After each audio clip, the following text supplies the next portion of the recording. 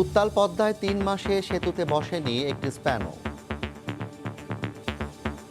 ভাঙনে বিলীন ১২৬টি স্ল্যাব তৈরি হচ্ছে আবার। ১৯২টি গার্ডার আনতে হবে বিদেশ থেকে।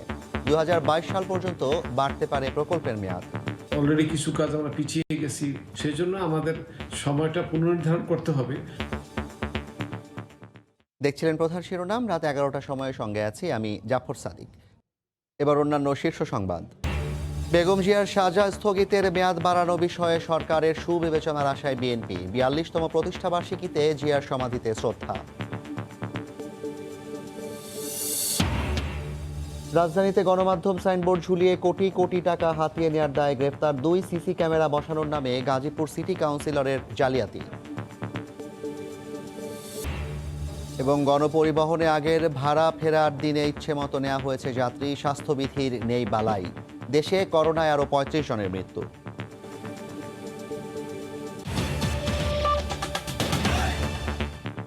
করোনার কারণে পিছিয়ে পড়া পদ্মা সেতুর কাজে আরও বাগড়া দিচ্ছে নদীর তীব্র স্রোত। গেল ৩ মাসে বসানো যায়নি একটি স্প্যানও। ভাঙনে বিলীন ১২৬টি রোড স্ল্যাব আবার বানাতে হচ্ছে, আর ১৯২টি রেলের গার্ডার আনতে হবে বিদেশ থেকে।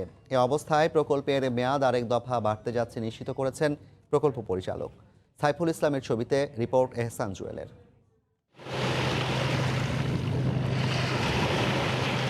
প্রতি বছর ২ সপ্তাহে পানি নেমে গেলেও এবার রেকর্ড ২ মাস সময় ধরে তীব্র স্রোত নদীতে। প্রবল স্রোতে যন্ত্রপাতি ভাসিয়ে নেওয়ার আশঙ্কা থেকে বন্ধ রাখা হয়েছে স্প্যান বসানোর কাজ। এর মাঝে করোনার প্রভাব। সব মিলিয়ে গত ১০ জুনের পর বসেনি কোনো স্প্যান। ওই মাসেই মাওয়া প্রান্তে ৩২তম স্প্যান বসানোর সব প্রস্তুতি নেওয়া ছিল। এর মধ্যে গত ৩১ জুলাই পদ্মা সেতুর ইয়ার্ডে ভাঙনের ফলে নদীগর্ভে তলিয়ে যাওয়া ১২৬টি রোডওয়ে স্ল্যাব বানানোর কাজ নতুন করে শুরু হয়েছে। তবে একই সময় তলিয়ে যাওয়া ১৯২টি রেলওয়ে গার্ডার বানাতে হবে দেশের বাইরে। লুক্সেমবার্গে অর্ডার দেওয়া গার্ডারগুলো দেশে আসতে সময় লাগবে ৪ মাস। সব মিলে তাই আরেক দফা বাড়তে যাচ্ছে প্রকল্পের মেয়াদ। ২০২২ সাল পর্যন্ত বাড়ানোর ইঙ্গিত পাওয়া গেলেও প্রকল্প পরিচালক বলছেন সবকিছু নির্ভর করছে করোনা পরিস্থিতির উপর। আমাদের নির্ধারিত সময় যেটা গভর্নমেন্ট অনুমোদন করেছে সেটা জুন ২০২১, কিন্তু করোনার কারণে আমরা এই সময়টা রাখতে পারছি না, কারণ আমাদের যে অলরেডি কিছু কাজ আমরা পিছিয়ে গেছি, সেই জন্য আমাদের সময়টা পুনর্নির্ধারণ করতে হবে। তবে আমরা এখনো সঠিকভাবে বলতে পারছি না, এই জন্য যে আসলে করোনা তো এখনো শেষ হয় নাই। যে 10টি স্প্যান উঠানো বাকি, তার মধ্যে 7টি উঠানোর জন্য পুরো প্রস্তুত আছে। মাঝ নদীতে কাজ বন্ধ থাকলেও সড়ক থেকে সেতুতে উঠার ভায়াডাক্টের কাজ জাজিরা প্রান্তে প্রায় শেষের দিকে। এগিয়ে নেওয়া হচ্ছে মাওয়া প্রান্তের কাজও। লম্বা একটা সময় বিরতির পর চলতি মাসে স্প্যান বসানোর মধ্য দিয়ে গতি ফিরছে পদ্মা সেতুর কাজে। নির্ধারিত ২০২১ সালের জুন মাসের মধ্যে কাজ শেষ হচ্ছে না, এটা অনেকটাই নিশ্চিত। তবে নতুন করে কতদিন প্রকল্পের মেয়াদ বাড়ানো হবে তা নির্ভর করছে করোনা কতটা দীর্ঘমেয়াদী হয়। এহসান জুয়েল, সময় সংবাদ, মাওয়া, মুন্সিগঞ্জ। ড্রেজিংয়ে ২ কোটি টাকার তেল পোড়ানোর পরও শিমুলিয়া কাঁঠালবাড়ি রুটে বিআইডব্লিউটি এর সবকটি চ্যানেল অচল হয়ে পড়ে আছে। বিআইডব্লিউটিএ এর দায় চাপাচ্ছে প্রকৃতির ওপর। বিস্তারিত নাসিরউদ্দিন উজ্জ্বলের রিপোর্টে। রোববার বন্ধ হয়ে যাওয়া লৌহজং টার্নিংয়ে চলছে এখন ড্রেজিং। তবে নদীর পলি কেটে নদীতে ফেলা হচ্ছে। ড্রেজিংয়ের পরও চ্যানেল বন্ধ থাকায় ক্ষুব্ধ যাত্রী ও চালকেরা। ৬ কিলোমিটার এলাকা জুড়ে পলি পড়তেছে। এখন ড্রেজিংয়ের যে পারফরমেন্স, সেটা দিয়ে সবসময় কভার করা সম্ভব হয় না। পলি জমে যাওয়ার কারণে রোডটা আমার ৫ থেকে ৬ ফিট বালি পড়ে হয়ে গেছে। আমরা ওই রুটে চলতে পারি না। নাব্য সংকটের কবলে পড়ে ছোট ফেরির পাশাপাশি লঞ্চও চলছে এখন পদ্মা সেতুর নিজস্ব চ্যানেলে। পদ্মা সেতু চ্যানেলের স্রোতের কারণে লঞ্চ অনেক সময় পিলারে উপরে উঠার সম্ভাবনা আছে। চায়না ব্রিজের তল দিয়ে আমাদের খুব সমস্যা, অনেক চিপা হয়ে গেছে গা, যে কোনো সময় একটা দুর্ঘটনা হইতে পারে। বিআইডব্লিউটিএ বলছে ড্রেজিংয়ে এ পর্যন্ত ২ কোটি টাকার তেল খরচ হয়েছে, আর তারা তাদের এই অব্যবস্থাপনার দায় চাপাচ্ছে প্রকৃতির উপর। মন্ত্রী মহোদয় বলে দিচ্ছে যে সন্ধ্যার পরে কোনো ফেরি চলবে না। পদ্মা সেতুর ঝুঁকি আছে, পলি পরে ওইখানে চর আছে, বাড়ি খাইয়া ফেরি যদি ব্রিজের সাথে ধাক্কা লাগে পদ্মা সেতুর ক্ষতি হবে। প্রকৃতির বিরূপ আচরণের কারণে আজকে চ্যানেলটা বন্ধ হয়ে গেছে। সম্ভাব্য আশা করা যাচ্ছে উইদিন 6 or 7 days আমরা আবার ফেরি চলাচল স্বাভাবিক করতে পারবে। চ্যানেলটির নাব্য ফেরাতে এখন 9টি ড্রেজার 3.5 লাখ পলি অপসারণে দিনরাত কাজ করছে। বিআইডব্লিউটিএ বলছে গত জুন থেকে এ পর্যন্ত ড্রেজিংয়ে 5.5 লাখ ঘনমিটার পলি অপসারণ করা হয়েছে। আগামী ফেব্রুয়ারি পর্যন্ত এই রুটে প্রায় 33 লাখ ঘনমিটার পলি অপসারণ করতে হবে। নাসির উদ্দিন উজ্জ্বল, সময় সংবাদ, মুন্সিগঞ্জ। গণমাধ্যমের সাইনবোর্ড ঝুলিয়ে চাকরি দেওয়ার নামে কোটি কোটি টাকা হাতিয়ে নেওয়ার অভিযোগে দুজনকে গ্রেফতার করেছে র্যাবের ভ্রাম্যমাণ আদালত। বিকেলে রাজধানীর পুরানা পল্টনে একই ফ্ল্যাটে খোঁজ মেলে 5টি প্রতারক প্রতিষ্ঠানের। সিলগালা করে দেওয়া হয়েছে সেই কার্যালয়। ছোট একটি ফ্ল্যাটে ঝুলছে 5টি গণমাধ্যমের সাইনবোর্ড। সাপ্তাহিক সময়ের অপরাধ চক্র, ইন্টারভিউ, দৈনিক অপরাধ বাংলা, রিয়েল ক্রাইম, এবিটিভি। বাহারি সব নামের পেছনে পাতা ছিল প্রতারণার জাল। র্যাবের ভ্রাম্যমাণ আদালতের অভিযানে বেরিয়ে আসে 700-র বেশি মানুষকে সরকারি বেসরকারি চাকরি দেওয়ার নাম করে এরা হাতিয়ে নিয়েছে কয়েক কোটি টাকা। এখানে আইসিডিতে চাকরি দেওয়ার কথা বলে আমাদের 82 জন লোকের 83,75,000 টাকা নেয়। 2 বাস্তার জন্য আমি 7,15,000 টাকা দিই এই চাকরির জন্য। আম্মুর কাছ থেকে 30,000 টাকা আনছি, আর আমার গহনা ছিল ওগুলো বিক্রি করাইছে আমাকে দিয়া, পরে ওগুলো টাকা নিছে আর কি। যখন জয়েনিং হলো না তখন তো আমি এক পর্যায়ে টাকার জন্য ওর কাছে আসি, দেবদেব করে কিছুদিন পরে ঘুরানোর পরে তখন বিভিন্নভাবে হুমকি দেওয়া শুরু করলো। অভিযানে আরও মেলে সরকারি বিভিন্ন প্রতিষ্ঠানের জাল সিল ও সই। এছাড়া সাংবাদিকের তকমা বিক্রি হতো 5,000 টাকায়। নেটওয়ার্কটা খুব স্ট্রং, সারা দেশে ছড়িয়ে আছে। সেই দালাল চক্রে যারা নিরীহ এবং বেকার তাদেরকে টার্গেট করে এবং তারা বলে যে এই সরকারি উচ্চ বেতন এবং নিরাপদ চাকরি আপনাদেরকে চাকরির ব্যবস্থা করে দেওয়া হবে। 82 জনের পুলিশ ক্লিয়ারেন্স করানো হয়েছে। অর্থাৎ এখানে রাষ্ট্রযন্ত্রকেও উনি কিন্তু উনার যে প্রতারণার সাথে কিন্তু যুক্ত করে নিয়েছে। তবে একে অন্যের ঘাড়ে দায় চাপানোর চেষ্টা করেন অভিযুক্তরা। এটি সব শহীদুলের ডায়েরি, যাদের সাথে উনি পয়সা ব্যবসা করছে, সেখানে আপনি আমাকে জড়িয়ে বলছেন না, আমার কোনো সম্পর্ক নাই। তারা ব্র্যান্ড অ্যাসোসিয়েশন যেখানে আমাকে পার্টনার করা হয়েছিল, মানুষের কাছ থেকে টাকা আমি কখনোই হাতাতাম না। এই পর্যন্ত তারা আসতো না, তারা ওখান থেকে টাকা নিত। তারা টাকা নিয়ে কি করতো না করতো সেটা হচ্ছে তাদের ব্যাপার। গ্রেফতার করা হয় চক্রের 2 সদস্য আমিনা খাতুন ও শহীদুল ইসলামকে। এর সঙ্গে জড়িত অন্যদেরও খুঁজে বের করা হবে বলে জানায় র্যাব। ফারুক ভূঁইয়া, রবিন, সময় সংবাদ, ঢাকা। রাস্তা ও বাসাবাড়িতে মাত্র 550 টাকায় দেয়া হবে সিসি ক্যামেরা। ভুয়া আশ্বাস দিয়ে স্থানীয়দের কাছ থেকে অর্থ হাতিয়ে নেওয়ার অভিযোগ উঠেছে গাজীপুর সিটি কর্পোরেশনের এক কাউন্সিলরের বিরুদ্ধে। 1.5 বছরেও ক্যামেরা না পাওয়ায় ক্ষুব্ধ এলাকাবাসী। আর এ বিষয়ে অনুসন্ধান করতে গেলে সময় সংবাদের রিপোর্টারকে ঘুষ দেওয়ার চেষ্টা করেন ওই কাউন্সিলর। রাজিবুল হাসানের রিপোর্টে বিস্তারিত। গাজীপুর সিটি কর্পোরেশনের 40 নম্বর ওয়ার্ডের কাউন্সিলর আজিজুর রহমান শিরিষ অনিয়মের ব্যাপারে তার অফিসে বক্তব্য নিতে গেলে টাকা দিয়ে সময় সংবাদের রিপোর্টারকে ম্যানেজ করার অপচেষ্টা চালান।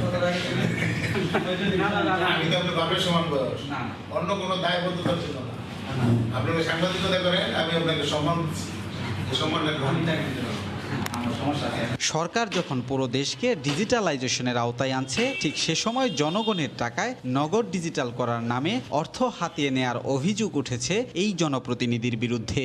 2019 সালে নগরীর ম্যাকডুবি, কুরাইদ, কুদাবের বাসিন্দাদের অনেকটা বাধ্য করে টাকা তোলেন তিনি। সে সময় দেয়া রসিদে সিটি কর্পোরেশন ও এনটচ নামে একটি এনজিওর লোগো ও স্বাক্ষর রয়েছে। আশ্বাস দেয়া হয় মাত্র 550 টাকায় 3 মাসের মধ্যে বাসা ও রাস্তার সামনে সিসি ক্যামেরা সরবরাহ করা হবে। 1.5 বছরেও আশ্বাস আলোর মুখ না দেখায় হতাশ ভুক্তভোগীরা। তাদের মধ্যে কেউ কেউ সামাজিক যোগাযোগ মাধ্যম থেকে শুরু করে বিভিন্নভাবে সরব হচ্ছেন। কাগজ আমাদের হাতে আছে, সিসি ক্যামেরা কিন্তু আমাদের হাতে নেই। রাস্তাঘাটে ঠিক নেই, আমরা আর্তারিনা ড্রেন নাই, কিছু কোনো এমন কোনো সমস্যা চতুর্দিকে। আর সিসি ক্যামেরাতে আমরা কি করবো? আর সিসি ক্যামেরাতে না দেওয়ার কোনো বিশ্বাস হয় না। সিটি কর্পোরেশনের সিল চাপর আছে, মানে এটা বাধ্যমূলক। যখন সিটি কর্পোরেশন সব আছে তাহলে বাধ্যমূলক এটা দাম লাগছে। প্রতিটা ক্যামেরার জন্য 550 টাকা করে তারা নিছিল ওই টাইমে। আমরা ওই যে টাকাটা দিয়েছিলাম ওখানে লোকাল কাউন্সিলর সিগনেচার ছিল। ওয়ার্ড কাউন্সিলরের এই অনিয়মের ব্যাপারে বাসায় 2 ঘন্টা বসিয়ে রেখেও সিটি মেয়র জাহাঙ্গীর আলম কোনো বক্তব্য দেননি। তবে নানা অজুহাত দেখিয়ে অভিযুক্ত কাউন্সিলর দ্রুত সময়ের মধ্যে টাকা ফিরিয়ে দেওয়ার আশ্বাস দেন। দেশে করোনা চলে আসছে, টাকাটা আর ফেরত দেওয়া হয় নাই। তাদের কাছ থেকে 550 টাকা নিয়েছে, এটা ফেরত দিয়ে দেন। 9টি গ্রামের 22,000 বাসিন্দা নিয়ে সিটি কর্পোরেশনের 40 নম্বর ওয়ার্ড। অভিযুক্ত কাউন্সিলরের দাবি এখন পর্যন্ত 3টি গ্রাম থেকে টাকা তুলেছেন তিনি। রাজিবুল হাসান, সময় সংবাদ, গাজীপুর। নেত্রী বেগম খালেদা জিয়ার সাজা স্থগিতের মেয়াদ বাড়ানো বিষয়ে সরকারের সুবিবেচনার আশায় বিএনপি। দলের ৪২তম প্রতিষ্ঠা বার্ষিকীতে প্রতিষ্ঠাতা জিয়াউর রহমানের সমাধিতে ফুল দিয়ে শ্রদ্ধা জানান তারা। বলেন, দেশে গণতন্ত্র পুনরুদ্ধারই এখন বিএনপির সামনে বড় চ্যালেঞ্জ। প্রতিষ্ঠার ৪২ বছর পূর্ণ করায় দিনটিতে বেলা ১১টা থেকে ১২টা পর্যন্ত প্রতিষ্ঠাতা জিয়াউর রহমানের সমাধিতে ফুল দিয়ে শ্রদ্ধা জানান বিএনপির সর্বস্তরের নেতাকর্মীরা। দলের মহাসচিবের নেতৃত্বে স্থায়ী কমিটির সদস্যরা শ্রদ্ধা নিবেদন করেন। পরে মহাসচিব বলেন, দেশের গণতন্ত্র পুনরুদ্ধার করাই এখন দলটির সামনে বড় চ্যালেঞ্জ। দেশনেত্রী বেগম খালেদা জিয়ার নেতৃত্বে যিনি দীর্ঘ ৩০ বছর এই দলের নেতৃত্ব দিয়েছেন, তার নেতৃত্বে এই দলকে আপনি সুসংগত করে রেখেছেন। একদলীয় শাসন ব্যবস্থা, যে ফ্যাসিজম এবং স্বৈরাচারের বিরুদ্ধে জনগণ ঐক্যবদ্ধ হয়ে গণতন্ত্র পুনঃপ্রতিষ্ঠা করবে, একটি গণতান্ত্রিক রাষ্ট্র নির্মাণ করা, মানুষের অধিকারগুলোকে দেওয়া, সেই জায়গায় ফিরে যেতে হবে, গণতন্ত্রকে এখানে আবার প্রতিষ্ঠিত করতে হবে। দুর্নীতির মামলায় সাজাপ্রাপ্ত চেয়ারপারসনের সুচিকিৎসায় তার স্থায়ী মুক্তির বিষয়টি সরকার বিবেচনা করবে বলেও প্রত্যাশা জানান তিনি।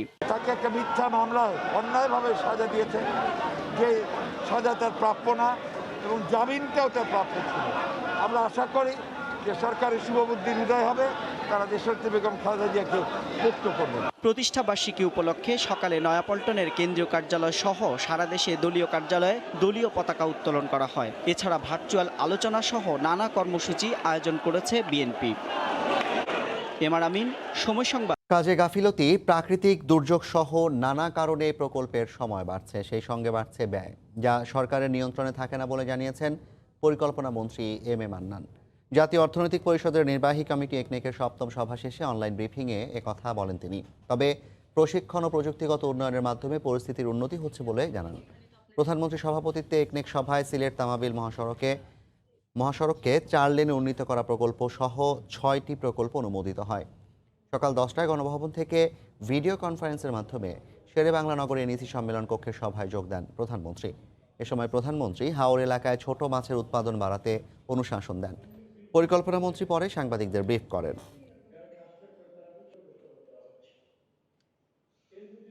কিছু এলিমেন্টস আমাদের দেশের অভ্যন্তরে আছে, এই যেমন রেট শিডিউল বদলানো, এই জন্য অনেক সময় আমাদের সংশোধনের প্রয়োজন হয় এবং আমরা করতে বাধ্য হই।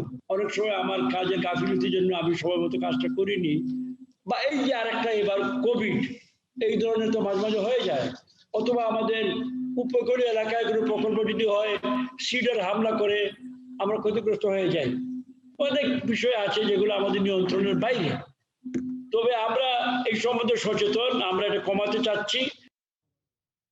ফের বিশৃঙ্খল অবস্থায় গণপরিবহন। সরকারি নির্দেশনা অনুযায়ী আজ থেকে প্রতি সিটে যাত্রী ও আগের ভাড়ায় ফেরার কথা থাকলেও মানা হচ্ছে না কিছুই। স্বাস্থ্যবিধির তোয়াক্কা না করে যেভাবে পারে যাত্রী তো নিচ্ছেই, সেই সঙ্গে আদায় করা হচ্ছে বাড়তি ভাড়াও। আর পরিস্থিতি পরিদর্শনে মাঠে নেমে কঠোর হওয়ার দায়সারা হুঁশিয়ারি বিআরটিএ চেয়ারম্যানের। যত সিট তত যাত্রী, অথচ মানছে কে, আবার মানাবেই বা কে? কমতি নেই অজুহাতের। একজন উইটা যায় দৌড়ে কি করবো, নিয়ম হচ্ছে যত সিট তত যাত্রী। আমাকে তো বলে নাই কিছু, আমাকে যাইতে হবে না। এই রোডে মহাখালী যাওয়ার গাড়ি একটাই, এখন আমাদের তো সবাইকে অফিসে যেতে হবে। উপরে তো ভাড়া কাটতে গেছে, 2-1 উঠে গেছে। গেট লক করার কথা না, লাগে না, গেট লক হয় না। অন্যদিকে মাস্ক পরতেও যেন অনীহা অনেকের। ভাবখানা এমন, করোনা নয়, ভয় যত ক্যামেরায়। চালক, সহকারী কিংবা যাত্রী সবারই আজব আজব অজুহাত। এক সাইডে দাঁড়িয়ে আছি, সামনে থেকে নিয়ে নেবো, ভুল হয়ে গেছে আমার। কাকা মাস্ক পরেন না কেন? আচ্ছা আছে। মাস্কটা খুলে বসছেন কেন ভাইয়া? গরম লাগতেছে তো, এই জন্য মাস্ক খুলে বসছি। মাস্ক কই আপনার? মাস্ক ভুলে রাখে বসছি। মাস্ক আছে তো, ব্যাগে আছে। আর আগের ভাড়ায় ফেরার কথা থাকলেও বেশ কয়েকটি রুটে ইচ্ছে মতো নতুন ভাড়া নিচ্ছেন মালিকরা। ভাড়া আগেও বেশি নিচ্ছে, এখনও বেশি নিচ্ছে। এখন ওরা নিজেদের মতো করে 20 টাকা করছে ভাড়া, আমাদের সাথে ওরা রুট বিহেভ করছে। 2 জন করে বসাতে দাঁড়িয়ে নিচ্ছে, 20 জন 15 জন, ভাড়া বেশি নিচ্ছে। অনেক শর্ত আর অনেক নজরদারির কথা বলা থাকলেও বাস্তবের চিত্রটা এমনই। স্বাস্থ্যবিধির বালাই নেই গণপরিবহনে, ভাড়ার নৈরাজ্য অনেকটাই আগের মতো। সেক্ষেত্রে এই সেক্টরে শৃঙ্খলা ফেরাতে কঠোর নজরদারি তাগিদ দিচ্ছেন সাধারণ মানুষ। এদিকে নগরে এসব দেখভালে পরিচালিত হচ্ছে বেশ কয়েকটি মোবাইল কোর্ট। মহাখালী বাসস্ট্যান্ড পরিদর্শনে এসে বিআরটি এর চেয়ারম্যান জানালেন, অনিয়মের বিরুদ্ধে কঠোর হচ্ছেন তারা। যত সিট তত যাত্রী নিয়ে যেন পরিবহন চলে সেটা এনশিওর করার জন্য, এবং যদি কেউ এর ব্যত্যয় ঘটায় সেক্ষেত্রে কঠোর আইনগত ব্যবস্থা গ্রহণ করবে। যদিও দূরপাল্লার বাসে তেমন অনিয়ম চোখে পড়েনি। রাশেদ লিমন, সময় সংবাদ, ঢাকা। সরকারি নির্দেশনা না মেনে চলাচলকারী গণপরিবহনের বিরুদ্ধে ব্যবস্থা নেওয়ার নির্দেশ দিয়েছেন সড়ক পরিবহন ও সেতুমন্ত্রী ওবায়দুল কাদের। এক ভিডিও বার্তায় দুপুরে তিনি আরও বলেন, সবার সম্মিলিত প্রচেষ্টায় সড়কে শৃঙ্খলা ফেরানো সম্ভব। কিছু কিছু পরিবহন সরকারি নির্দেশনা মানেনি, তাদের বিরুদ্ধে আইনগত ব্যবস্থা নেওয়া উচিত। শুধু মালিক শ্রমিক এখানে স্টেক হোল্ডার যারাই আছেন, এখানে প্রত্যেকেরই মনিটরিং বিআরটিএ-কে বিশেষভাবে নজর দিতে হবে। সবাইকে অনুরোধ করব, আমাকে সড়কের শৃঙ্খলা, পরিবহনের শৃঙ্খলা ফিরিয়ে আনতে সহায়তা করুন। করোনা আক্রান্ত হয়ে দেশে গেল 24 ঘন্টায় আরও 35 জন মারা গেছেন। নতুন শনাক্ত হয়েছেন 1950 জন রোগী। এ নিয়ে দেশে মোট রোগীর সংখ্যা 3,14,946 জন। স্বাস্থ্য অধিদপ্তরের হিসেবে গত 24 ঘন্টায় নমুনা পরীক্ষা করা হয়েছে 12,209 জনের। এ পর্যন্ত মোট পরীক্ষা করা হলো 15,62,412 জনের নমুনা। 24 ঘন্টায় নতুন শনাক্ত 1,950 জন, মোট আক্রান্ত 3,14,946 জন। 24 ঘন্টায় মৃত্যু হয়েছে 35 জনের। এ পর্যন্ত মোট মৃত্যু হলো 4,316 জনের। করোনা থেকে 24 ঘন্টায় সুস্থ হয়েছেন 3,290 জন, মোট সুস্থ হয়েছেন 2,08,117 জন। রাত 11টার সময় আরও থাকছে। দেশে ভাবমূর্তি নষ্ট করায় ভিয়েতনাম ও কাতার ফেরত 83 বাংলাদেশিকে পাঠানো হলো কারাগারে। কোয়ারেন্টিন শেষে 26 জনের মুক্তি। বকেয়া 400 কোটি টাকা হোল্ডিং ট্যাক্স সহ 500 কোটি টাকা আদায়ের লক্ষ্যমাত্রা নিয়ে প্রতিটি বাড়িতে অভিযান চালানোর সিদ্ধান্ত নিয়েছে ঢাকা উত্তর সিটি কর্পোরেশন।